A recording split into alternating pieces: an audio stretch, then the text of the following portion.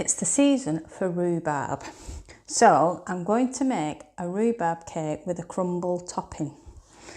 So is anybody feeling a bit like Shirley Valentine? Because I am. I talked to Doris. Hiya Doris, are you keeping well? And I also talked to my Coo cup. This is Coo. So I have Doris and Coo to keep me company. Anyway, in my food mixer, I've creamed together butter and sugar, and then I've added eggs and plain flour and baking powder.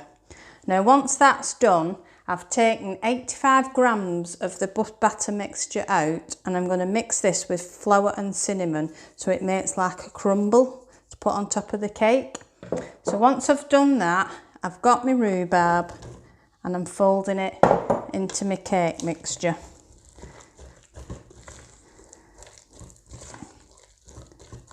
I'm then going to put this in my cake tin and top it with the crumble. So we'll have a look how that goes.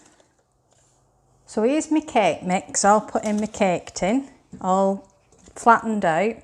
And this is my crumble topping, which is 85 grams of the batter that was left over, 7 tablespoons of flour and a teaspoon of cinnamon. So I've crumbled it all together so it looks like breadcrumbs. And I'm just going to top my cake with it now. We give it a nice crunchy topping. You can't beat a bit of crumble. Crumble. What programme is that off? Crumble. See if I can give a prize out for the guests.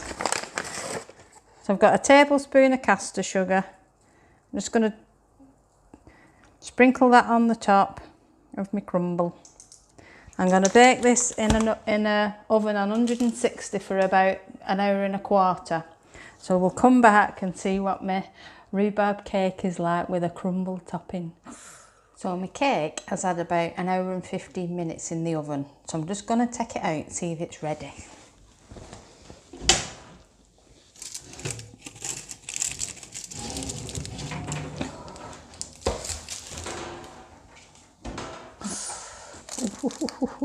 The best way to check to see if a cake's ready is to skewer it or just put a knife in.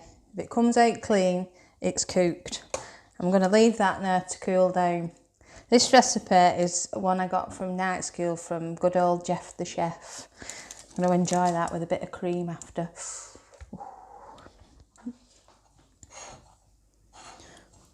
So here's my rhubarb cake with my crumble topping.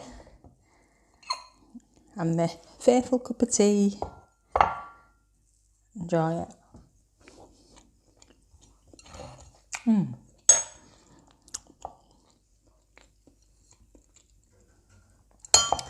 That is so good.